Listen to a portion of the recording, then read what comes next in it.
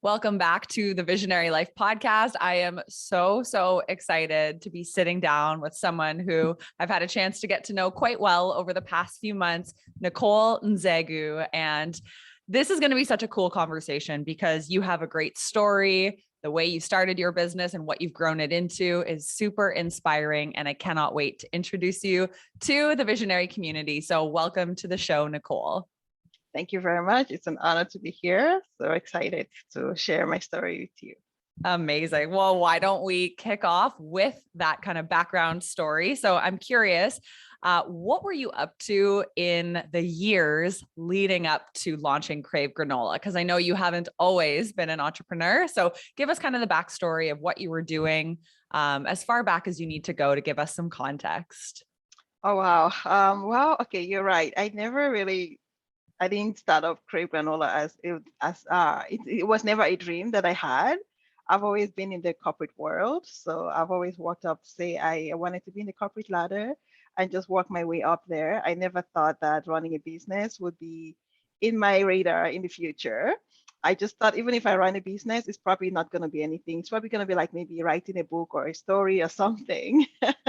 So prior to Krave Granola, I was working in the food industry as well as the pharmaceutical industry. And so, so that's how I was just working there. And then I think one of my friends had started a business in our group of circle, the first person that started a business, and we were just working together. I was like, hey, I want to be a part of your business. And so we started working together, but at the same time, I've always loved cooking anyways, regardless. So I come from a big family and food is just a big part of where I come from. So I've always cooked, love cooking, and I kind of just would cook and then post it on Instagram, and people would like it, or I would cook and invite friends over, and they would love the food. And so I thought, okay, maybe this might be an idea to start a food business, and I just wanted to do more. And I just wanted to just do more than just food at the same time, but I still couldn't figure out what area of the food business that I would pour my heart into. So I tried many different food, is it food catering? I did some food catering. I did some food orders of prepared food. I did like meal prep, but none of them still fitted in. And so I didn't want to just do something that I would leave for a while. I tried my hands on several different businesses as well, just little side hustles here and there, like braiding hair. And I did a lot of other side hustles, but they were not really my passion per se. Mm-hmm. And at the same time, I came here as an immigrant in Canada. So I went through a lot of struggles, I faced many hardships, and so I was faced with depression. I struggled with suicidal thoughts, like daily was a constant struggle for me. And coming from a place where I had friends and then I fell into the wrong hands, and that led to sexual abuse for several years, over 10 years. And so that also caused that put me in a deeper depressive mode. And I was just constantly thinking of suicide all the time. But at the same time, one of my happy places was just cooking. Mm-hmm. So I would cook, make recipes, or just cultivate different new recipes that I could make and share with friends and post it on Instagram. I just felt if I post it there, people are going to like my food, and that made me feel good. And so that gave me the idea to say I wanted to create something that would just bring smiles to many people's faces. Food bring people together, and food make everybody smile. You're hungry, you love food. You're happy, you love food, right? So, that's kind of where I started working towards Krave Granola. And I kept thinking of the idea what can I do with my love for food and my talent for food. Mm-hmm. And then when my sister visited me one time from England, she made this amazing granola at 3 a.m. in the morning. She was jet lagged. And so she made this beautiful granola. I woke up in the morning and I was like, what is that bakery smell? So I went to the kitchen and I saw trays of granola everywhere. And I love granola, and it's one of those things that I would buy in a grocery store and just eat. I could live on granola actually. So to see that you could do that on your own and make it from the scratch, I was like, oh wow, I didn't know I could make this from the scratch. I didn't even know what it was really made of. I didn't pay too much attention to Yeah. what I was eating then. And so she showed me how it was done, and I started from there, started making my own granola. And then I started sharing it with friends, putting different recipes in it, different ingredients in it, and shared it with friends. And it became a hit, and people loved it. And so I started creating. I said, and that's where the light bulb came in to say, yes, this is what you should run with. Take this and go. And I perfected it. And that is how Krave Granola was born. Wow, what a story. And I think what's really important to just hone in on, especially for the listener who is maybe wanting to start a business or branch out on their own, but feels like nothing is working, is that not every time when you think you're starting a side hustle that's going to work, does it grow into something more. Like, I really do believe we have to try and experiment and maybe start a bunch of side projects. Like, you were braiding hair, you were doing meal prepping, thinking like, oh, maybe this will work. But when it didn't, you didn't just give up and say, okay, well, I guess I'm not meant to be. Like, obviously it's challenging, but I love that you share so honestly that you didn't just land on the idea for Krave Granola right from the day you were born. It took time. It probably took many, many years, right, to come to this place where you felt like this is what brings me joy. So just a good reminder to the listener that it takes time, be patient, and don't rush the process, because sometimes it comes to you in unexpected times, like when your sister is visiting from England at 3 a.m. Like, who would have thought? Yeah, exactly. Who would have thought? Like, I didn't even know that granola was in my radar. So you're right. Sometimes you just try various things. You know, you want to do something, but you don't know what it is. Just keep trying something, and one day it's just gonna click. You're gonna say, yes, this is it, and you will love that. So yeah. So when you sampled that granola, obviously something kind of lit up in you and you were like, oh, this is really good. Like, I want to try this and experiment with it on my own. But I'm curious, like, did you know it was going to be a business, and did you quit your job right away in the corporate world? Or did you just kind of start testing recipes and putting kind of a business plan together? What happened after you sampled your sister's granola for the first time? Walk us through kind of the months after that. Yeah, so after my sister made this granola, I didn't just jump on it and say, this is my business idea. Still didn't know at that point that this was a business idea.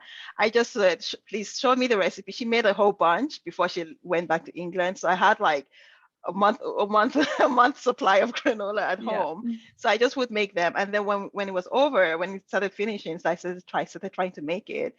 I started she sent me the recipe that she used, just a simple, very simple, basic recipe that she did. And then I started doing some more research on recipes on how to make granola on YouTube and things like that. And I just started making it for myself, really. I wasn't really thinking that this was going to be a business idea. So I started making it for myself. And then I started gifting it out to friends. And, you know, my friends were there. They were like, I started telling them, did you know you could make granola by yourself, right? So, and they're like, oh, really? Okay. So I started sharing that with them. I made some, we just package it nicely, just little packaging, like I put them in bottles and I would give it to them. And my friends were like, I mean, they already knew that I was already doing a food business on the side, prepared meals. So it was okay for them to say, oh, can I order now? Can I order? So they started ordering at least once in a while. Some friends would order, or when people ordered food at the time, I would just nicely package the granola and just give it to them. And so I was getting more compliments on that, and like, oh, that granola is really good. It tastes like store-bought. And some people are like, are you sure you made this? I'm like, yeah. And they're like, wow, it tastes like you bought it from the store. I'm like, oh, okay. So I think the more people started talking about it, the more it started registering to me like, okay, this could be a possible idea here. So I reached out to my sister. I started making different recipes, and I realized that creating recipes, but I didn't want to create the same ingredients or the same flavors that you see in stores. Yeah. So I started mixing them up to see, okay, how will I make this different from what I see in the store? For example, I have one of my granola brand name is called Coffee Spike. And so I checked, the reason why I did coffee was because if you go to grocery stores, you see mostly chocolate chips, cocoa, and things like that. So I'm like, I want to make mine different from that. So I figured I'm going to test it with the coffee and see what it tastes like. So I tried the recipe. I was like, oh wow, this is really good. And I did lots of experiments with my sister as well. She's in England, I'm here, but she's trying it there and I'm trying it here. And so we're exchanging recipe ideas. And it really, so that's how I started making different ideas, and to come up with another flavor, I will test it out together. And so from every test that I made, I would give it to like friends just to try it out and see. And that's how all the flavors came in. At the same time, we do have a granola called Build Your Own Granola, a customizable granola. The reason for that was because lots of people have created people have created granola just because they go to grocery stores and they don't see what they're looking for, or they're like, oh, this is perfect, but it's missing something. This is perfect, but it's gluten-free. It's not gluten-free. This is perfect, but it's got nuts or seeds or something they just don't like. And so people find it hard. Either they make it themselves at home or they start their own granola business. But I wanted to create something where people can just come together and say, hey, okay, just like how you make your own pizza, let's just let's make that kind of, let's do that with granola, because friends were like, oh, I don't want seeds in mine. I don't want sugar in mine. I don't. So I'm like, you know what? That gave me the idea. And there's nothing like that in Canada or anywhere else that I have seen. So I was like, okay, that's a great idea. So that's how all of my flavors were developed and came to fruition. Yeah. So cool. And I love that you spent a lot of time like in your own test kitchen. You didn't just assume you got it right from the beginning and then just start selling it. You sampled your friends, you got a lot of feedback, and it sounds like you listened to that feedback and actually iterated based on what people were telling you.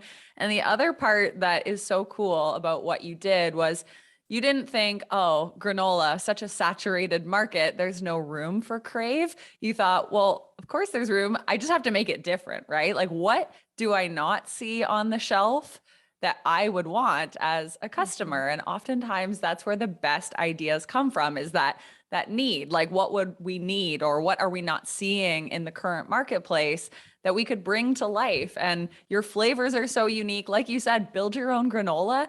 Never seen that before. Like, that is such a cool offering. And it's something that sets your brand apart from every other granola brand where you can't make your own. There's no DIY option. Yeah. So I'll definitely link that in the show notes so that people could try out the process and see how cool it is. So I just wanted to share those couple things. Now, did you know how you were going to start selling it? Like, obviously, to make the recipes and get it perfect is one thing, but what about packaging it, branding it? How long does that take before you actually make your first sale and get everything together so that this is a real product? Oh my gosh. Yeah, that's a great question, because I knew that I wanted to start a business. When the idea for Krave Granola came up, I was like, okay, this is a granola. Now I have no background or any experience in running a business, in starting a business. The business I was doing with food is just, people that I know, or people that are just word of mouth, friends of friends. It's nothing that I would say go to the website and order, anything like that. And the idea for Krave Granola started around late 2019. And then when 2020 came with the pandemic, I was like, okay, how am I even going to do this? But I knew that the business formula that I wanted to go with, the business idea that I wanted to go with, was direct to customers. Just, I wanted to create something that when they receive the order, they would know that this was made specially for them. I wanted the packaging. I just wanted the customer experience in my granola to shine in my customers, right? In my products and as well. So, and I figured, okay, I'm going to start small. I didn't just want to do something that would go big. Or I just told myself, I'm going to start small. It's a saturated market. Let's see how it goes. And so I did lots of research around how to start a business. Google, YouTube, those were my best friends every single day. How to start a business. Like, before I type how, the suggestions would come at how to start a business from the scratch, how to start granola business, what to do, what to expect, how to start food businesses. I had no idea how to do that. I did not know how to even get packaging. Like, I kept asking questions. How do people do this? How is it so easy? And I realized it wasn't that easy. Putting the work together, I first of all registered a business name. Just get the business name registered, at least that to show that I'm doing something, got it out of the way. I think in making lots of research, I started joining different associations and organizations that are like businesses, like women-owned businesses or women in food business, things like that. I started joining, and I came across some workshops. While I was looking for ideas, I came up across some workshops on food incubator programs that I came across, and those were very helpful for me to provide the step-by-step information that I need. But by then, I'd already figured out the packaging. I started with the packaging. Like I didn't know, I went online, I checked the typical granola packaging, but I wanted my package not to be exactly the same. I wanted to maintain, because I knew what I want. I wanted to create organic, gluten-free, with great flavors that people would taste and like, and just not feel that, okay, it's also plant-based, but it's that caters for anyone who's like who's health conscious. So I think my first package I got from Amazon. And so I was like, okay, I just to test it out, and this was good. And then I started going, people started suggesting Alibaba and things like that. So I started ordering, finding the right vendor that will supply the package and all that. So it took a while, and then the design, I kind of did like a very minimal design, simple design by myself on using Canva. Yep. And but then I met a friend who was also starting a business in design. So I'm like, you know what, I'm going to be your first client. Why don't you design my package for me, my labels?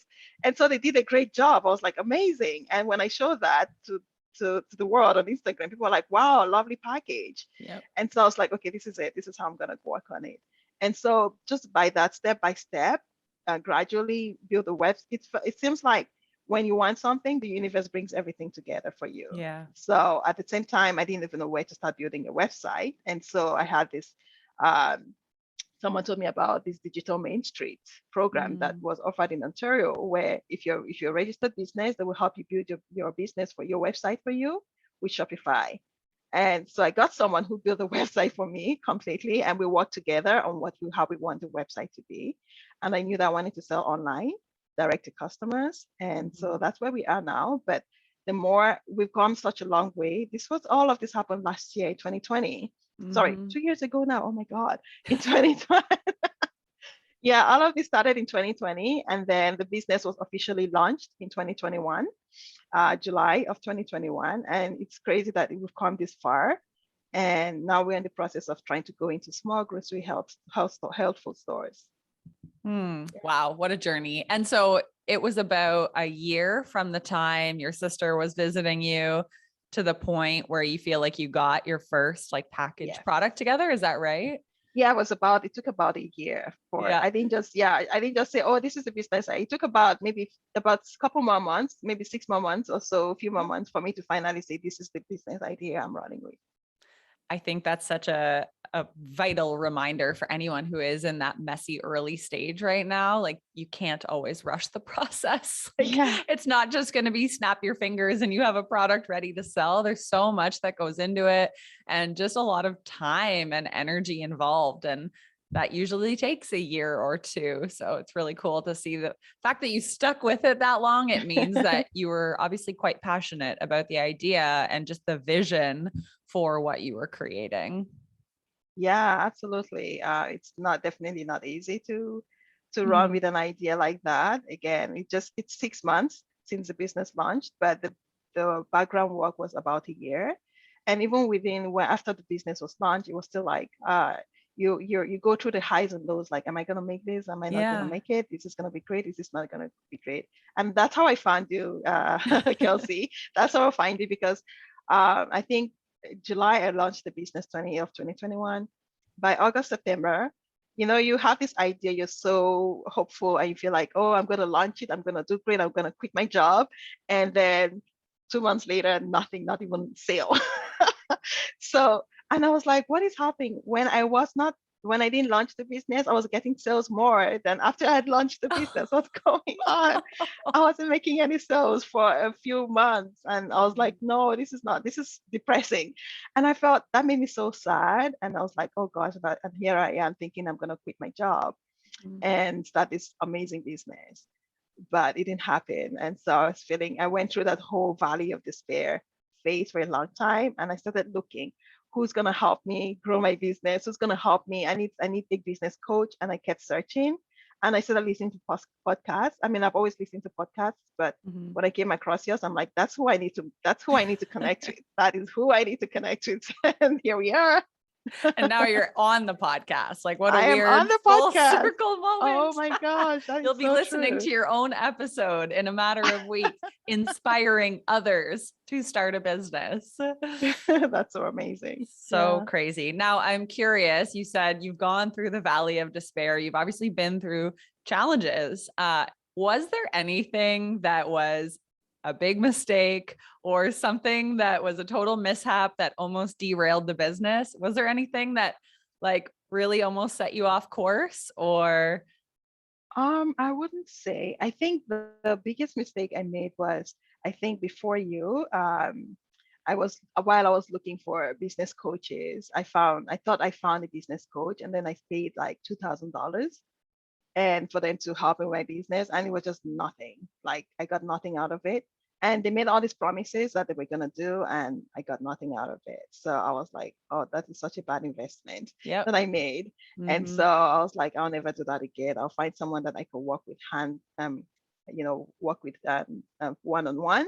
Yep. And so I was like, no, I think I almost lost hope, but that made it worse for me. Like, Yeah. Yep. it made it worse for me to feel like, oh my gosh, there's no hope for me out there anymore.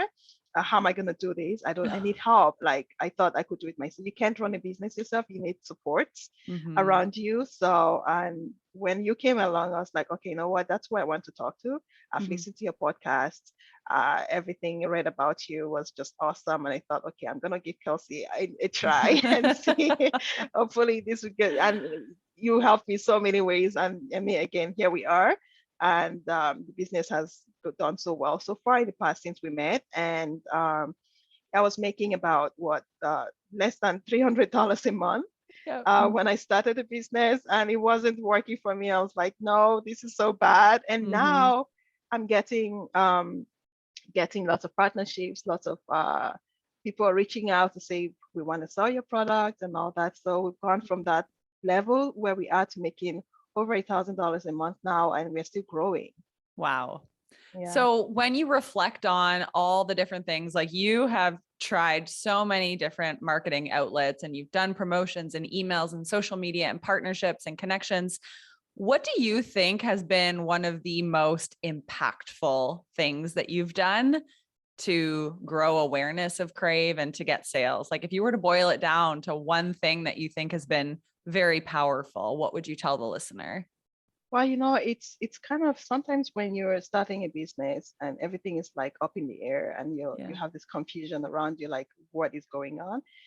Everything came together all of a sudden, and I didn't even know at what point it started coming together. Mm-hmm. But I think the fact that once you're consistent at doing what you're doing, it all makes sense now to me, because people are like, oh, keep doing it, you see results. To me, Right. it didn't register as much as it does now, Yeah. right? So I didn't know at what point things started falling into place, but I do know that I was consistent. I was just posting on Yes. Instagram. I mean, in the beginning I wasn't as consistent as that because I didn't know what to post. I didn't even know how to pull my audience in. I didn't know who was my audience. I knew who I wanted to sell to, but I didn't know who they would be exactly, or Yeah. how to narrow them down. You could have a broad range of customers that you want to reach out to, and it's Mm-hmm. granola. Lots of people love granola, but to bring it down to a niche was kind of hard for me. But I think the more I posted, Instagram was my leverage, right? So Right. I posted a lot on Instagram. I think the moment I rebranded my business, I started posting a lot on Instagram. Mm-hmm. And the more I posted, the more I got people were asking questions like, oh, okay, I will receive emails or DMs to ask more questions about the business. And then I did some marketing as well, online marketing. I did some promotions, I did some giveaways Mm-hmm. just to create more awareness. And then I participated in some other group events, right? So, and every little win was a win, and I would post that just to give people that credibility of who we are. And also, I think the more consistent I was on all social media platform, because I felt this is an online business, granola business. So I needed to have a good online presence, right? Mm-hmm. So having all of that and continue to post products and just create lots of newsletters and information providing out there on Pinterest and all of the above, right? And Yeah. so that started increasing for me. I think one of the big one was when RBC reached out and they were like, "We love your product. How about you sell some of your product to our employees? We have about 6,000 employees in Canada, and we sell through Percopolis, and Percopolis has about 1.1 million followers, subscribers." And I was like, "Wow, this is rich. This is huge, right? This was huge for me." And I was like, "Really?" And they came reached out last year, and it was so surreal. I was like, "Wow, for RBC is reaching out to me. This is great." And so I registered with them. I set up my account with them. I became a partner with them. And they made these announcements. They would send out their newsletters and orders. Poof. The sales just went beyond me. Until today, we are still receiving sales. And just because of that announcement that they made. And not just them. And there are other projects coming up, other partnerships coming up, right? Ryerson Yeah. has reached out. Even I think one of my first collaboration was with Northfield General Hospital in Mm-hmm. Toronto, and they reached out just for one of their appreciation week event. It was, they didn't buy much, but then I just give them some free product, Mm-hmm. and that alone as well brought some awareness. So all these little partnerships and collaborations with organizations was a great help for me. Yeah. So awesome. And I think one thing that's so important to recognize is that it's consistency in all of these efforts to see what is going to work, right? Like you had to kind of show up for the social, show up for the email, show up and look for partnerships because you didn't know like at which one of these is going to take off. Maybe all of them will bring in sales, maybe none of them, but the only way to know is to do it repeatedly to actually have enough data to say, oh my God, yeah, we did land a partnership with RBC that was very beneficial. And I think that's maybe the thing that a lot of people don't want to hear is like, you have to be consistent for quite a Yeah. while before you see that lift happen, right? But it's so, so important. It's those baby steps every single day. Yeah, absolutely. You have to definitely be consistent. It's otherwise it's just you're just gonna be flat on Yeah. one level or go lower. But the consistency is really important. And you don't know who's gonna reach out. I've had several people, restaurants Yes. reaching out, and I didn't even think of restaurants as part of my partnership, right? So Yeah. I've had Yeah. restaurants reach out, I've had uh, other grocery stores reaching out to say we want to sell your product and things like that. So we are now in the process of just expanding to Mhm. grocery stores, so which is great, and we want to keep up with that. And while we're selling online, we still want to maintain our customer experience, making sure our customers get the best of their products and get many things. So again, consistency. Again, you would think that you launch a business, you have this idea, you're so hopeful that in 2 weeks it will grow. It Mhm. may be in some cases, yeah, but for me, it didn't just happen like that. I just Yeah. thought I was so ambitious that it was going to poof in like a month or so. Because I hear you go online, you hear people, I launched my business, I'm making 100K in a month, I'm making 200K in a month. I'm like, how are they doing that? Yeah. Yeah. But it's all different processes that you have to follow. Absolutely. And so, what does a typical work week look like for you these days? I know now you have some team members and some people who are supporting the brand. What do you do in a typical work week? How often are you working on Crave? Like, I'd love to know just a snapshot of your typical work week and what that looks like. Yeah, it does not end. I think I work 24/7. Yeah, I work 24/7. It doesn't end. But I'm glad that last year I was doing everything myself from scratch, right? Mhm. From emails to packaging the product to making the product myself. But now this year we are growing. So far I have a team. We are now a team of 3 at this point, and we are still looking to hire more people, at least to help with production, because everything is handmade. With the granola, everything is handmade, and I want to keep it that way, that in that sense, at least to draw that connection between me and my customers, right? So I want to keep it that way. But of course, we have some equipment that we use to help, but making the granola is handmade. So in a typical week, I would say I'll get about maybe a few orders, like about maybe in a week, I get about say 10 to 20 orders, depending on who. The Yep. thing is that no one orders just one granola. So one Mhm. order could be 10 granola, Yes. Yep. which is crazy. That's amazing. It could be 10 granola, 2 cakes, because we also make almond cakes. So it could be one order could be maybe $200, right? So Mhm. imagine all of that. So it all differs. No one really orders one granola and just see that and go walks away with it. Yeah. So it gets really busy. Um, we take the orders, but the good thing is these granolas are already made in batches and packaged and stored in our facility, where when people order, if we just pack it and send it to them. So we don't make it right away, but we make fresh products every week Yeah. regardless. So the work week, and then the emails are like crazy. Oh gosh, I see emails and I'm like, I need some help right here.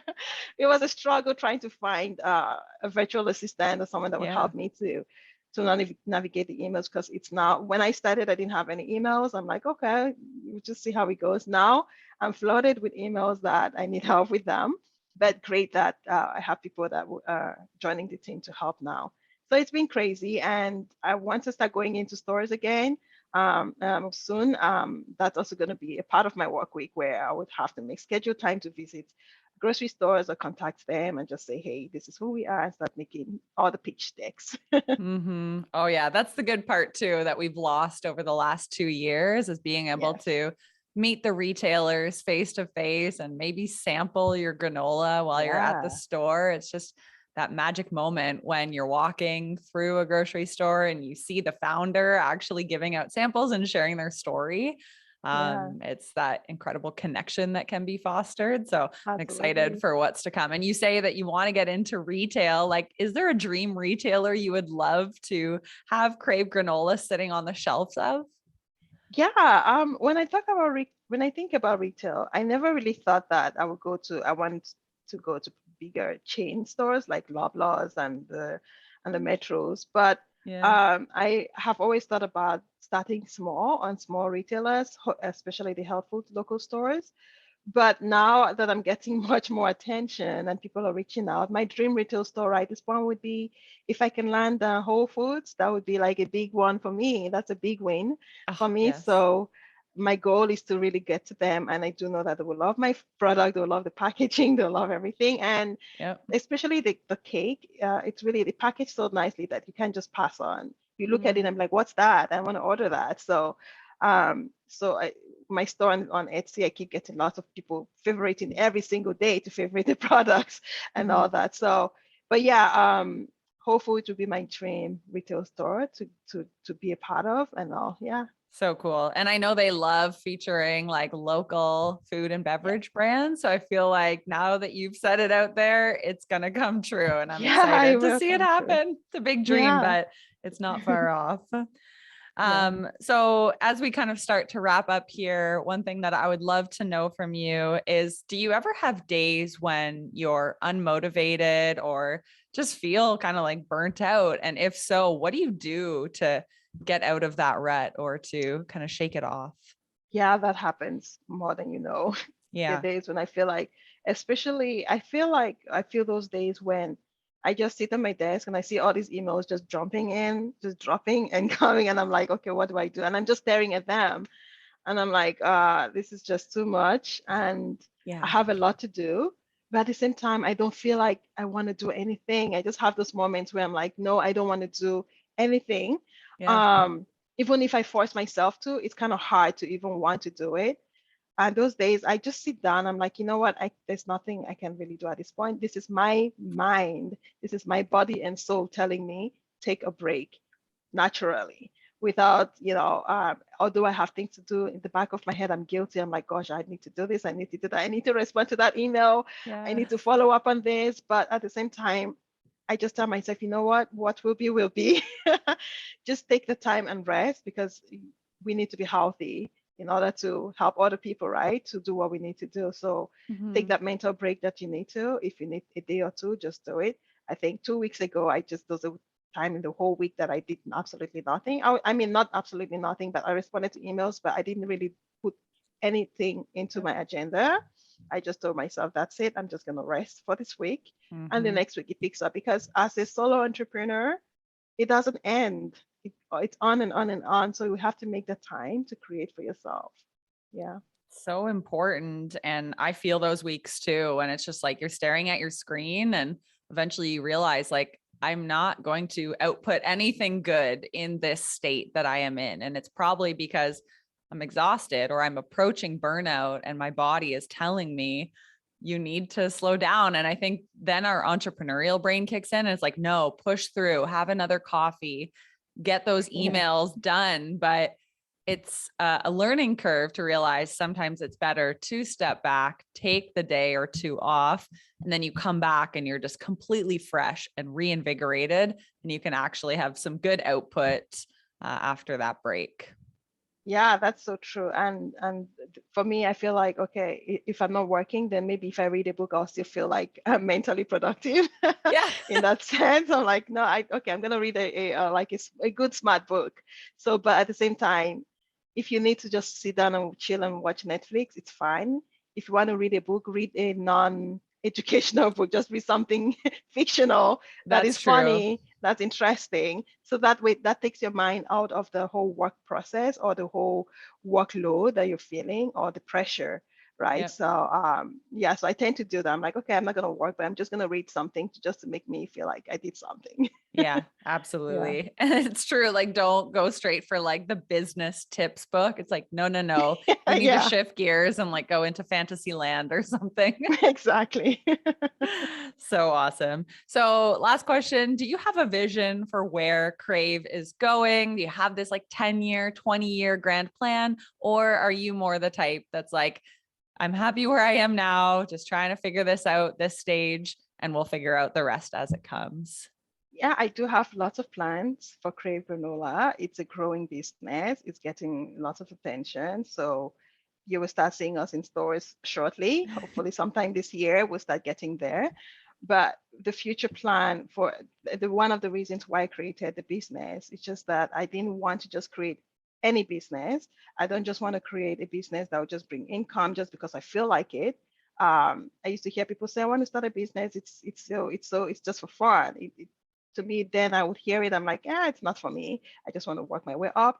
But when I got into this, I knew that with my experiences, what I went through in my life challenges, I want to help other women. I want to help young girls who are in vulnerable positions, who were in positions that I was in, who were helpless. So I wanted to create an impact, not just Mm. create granola. I just wanted to create granola with an impact that was something that is just more than just granola. That is one of our slogans, more than just granola, because we are creating a community of well-being. We are creating impact of sharing, helping young girls, helping women, helping people who are in vulnerable positions. And through that, with that, we have our charity. We started. I have a charity project that I'm a part of, a leader in. It's called the Shepreneur Project. So it's a project that helps young women in developing countries or immigrant women who have Mm. gone through the various life situations, are in vulnerable states, and don't know where to start. And so we are helping them through that, through the business. I want to show them that you can do, if I can do it, you can do it. And I want to be able to encourage them and inspire them in that sense. So I see Krave Granola as not just a business, but we're doing more to help other Mhm. people as well, and to build a community of other entrepreneurs, of other empowered women, of other empowered people. And as we're doing that, we're sharing that through our flavored granola, our flavored food, and creating a good well-being for our community. So neat that granola is just the vehicle right now to Yes, get you to that bigger vision. I think that's extremely, extremely powerful and inspiring. So thank you for sharing that. thank you. So if somebody wants to try your granola because their mouth is currently watering, I know mine is, where are the best places for them to shop Crave Granola and to connect with you? Right now, we are selling online at www.kravegranola.com. So it's Krave with a K, so don't miss that. And so you can go online, just order it from there. We are also on Etsy, and we are creating other online platforms where people can place their orders from. And then we are in the process of going into grocery stores this year. So we'll start small, and we will start announcing where we are on our website as we launch into grocery stores as well. We also, I mean, we're also on Instagram, or we're on Facebook. We are on all social media platforms. So you can find us anywhere, just Krave Granola with a K, and there we are. Thank you so much, Nichole. This has been a true, just inspiring and amazing conversation, and a pleasure to sit down with you on the show. So thank you for being here, and all the best as you continue to grow Krave. Thank you very much. I appreciate it. Great conversation.